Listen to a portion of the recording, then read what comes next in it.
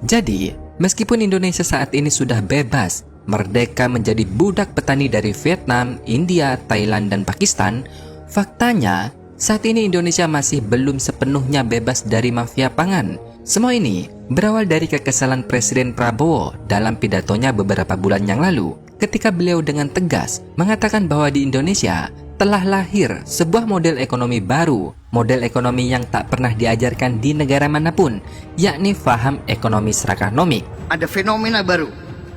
Ya, saya kira mazhabnya tadinya mazhab ini, mazhab itu. Ini ada mazhab baru ekonomi itu, yang saya sebut mazhab serakahnomics. Serakahnomics ini sudah liwat, nggak ada di buku, nggak ada di universitas ilmu ekonomi kayak begini. Ini ilmu serakah.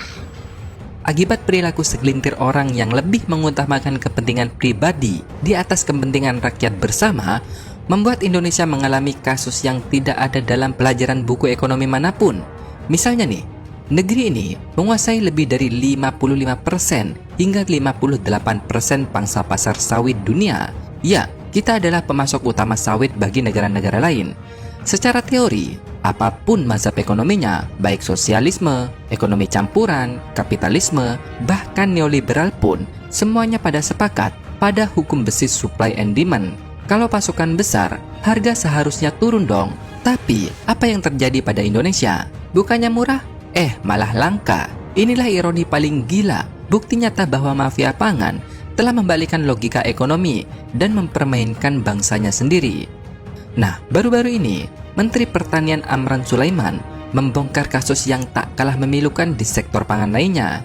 Jadi menurutnya, persoalan pangan di Indonesia bukan masalah kekurangan produksi, bukan pula soal masalah hukum permintaan dan penawaran. Masalah sebenarnya adalah dominasi konglomerat yang masuk ke ruang ekonomi rakyat kecil, sebuah ruang yang seharusnya ditempati oleh 160.000 unit penggilingan padi kecil di seluruh Indonesia.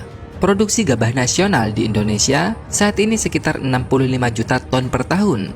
Tetapi, kapasitas penggilingan di Indonesia mencapai 116 juta ton. Kapasitas penggilingan rakyat sudah lebih dari cukup untuk menyerap seluruh hasil panen. Namun apa yang terjadi? Konglomerat justru masuk ke sektor ini dengan kapasitas pabrik yang jauh lebih besar. Bahkan, ada sekitar 1056 unit penggilingan padi yang berkapasitas hingga 20 ton per jam. Kalau katakanlah beroperasi selama 8 jam dalam sehari, maka dalam setahun, 1056 unit penggilingan padi milik konglomerat tersebut bisa menggiling hingga 61,6 juta ton gabah per tahun, atau sekitar 94% dari total produksi gabah kering nasional. Artinya, 160.000 unit penggilingan padi milik rakyat kecil cuma dapat ampasnya doang. Apakah cukup sampai di situ? Tentu tidak. Karena ternyata nih, ada sekitar 7.330 unit penggilingan padi yang berukuran sedang dengan kapasitas proses sekitar 2 ton per jam atau 42,8 juta ton dalam setahun. Jadi, kalau penggilingan padi ini digas oleh para konglomerat, maka bisa-bisa 161.000 unit penggilingan padi milik rakyat kecil ini nggak dapat sama sekali, bro. Inilah strategi mematikan si kecil yang membuat sektor pangan menjadi ladang empuk bagi para pemodal besar. Karena penggilingan padi besar ini berani perang harga dengan penggilingan kecil. Mereka berani membeli dengan harga yang lebih mahal. Misalnya nih, penggilingan padi kecil berani membeli gabah dengan harga Rp6.000 per kilogram. Maka, penggilingan padi raksasa milik konglomerat berani membeli di atas harga tersebut, baik Rp6.500, Rp7.000, bahkan ada yang Rp8.000. Dengan modal yang jumbo hingga triliunan rupiah, mereka mampu mengambil semua gabah yang ada di pasar. Penggilingan kecil pun perlahan-lahan mati karena tak sanggup bersaing.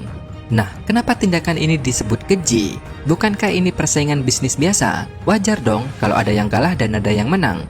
Masalahnya, sektor pertanian ini mendapatkan subsidi dari pemerintah sebesar Rp139 triliun di tahun 2025. Bahkan nih, tahun depan naik menjadi Rp164 triliun. Dengan kata lain, program ketahanan pangan adalah program strategi demi kesejahteraan masyarakat, bukan ladang bisnis bagi untuk segelintir orang rakus. Namun apa yang terjadi? Konglomerat dengan faham serakah ekonomik ini menguasai 94% suplai gabah.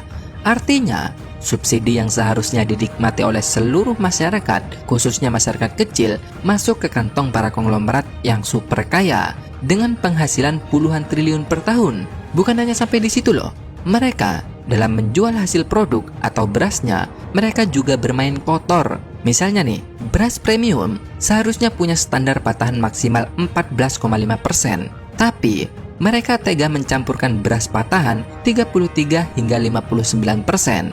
Beras patahan yang semestinya untuk pakan ayam dengan harga maksimal 12.000 per kilogram dicampur dan dijual sebagai beras premium dengan harga 17.000 per kilogram. Ada selisih sekitar 5.000 per kilogram. Ini jelas penipuan dong, kriminal.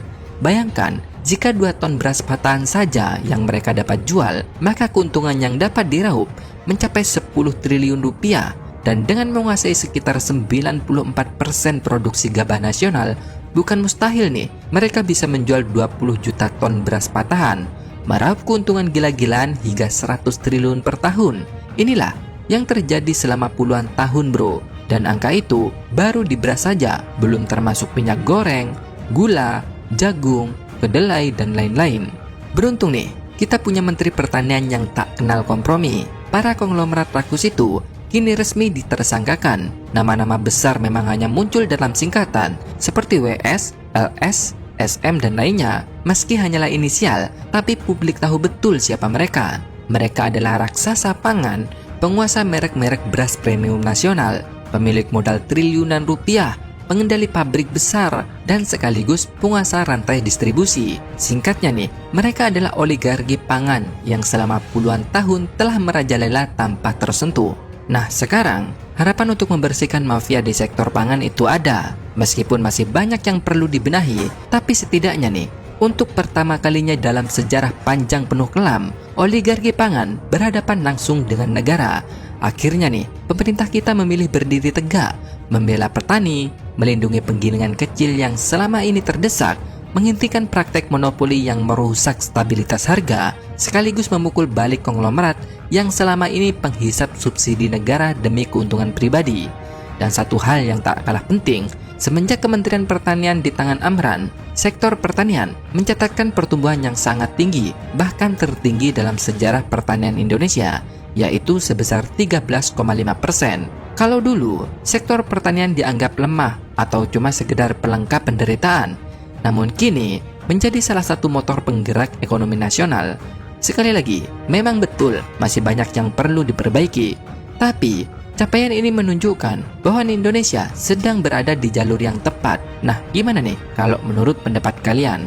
Apakah kalian setuju nih kalau pemerintah benar-benar mengesahkan aturan resmi di mana penggilingan padi hanya boleh dikuasai oleh UMKM dan pelaku usaha kecil saja? Biarkanlah para konglomerat bersaing di sektor lain seperti tambang, industri berat, atau teknologi.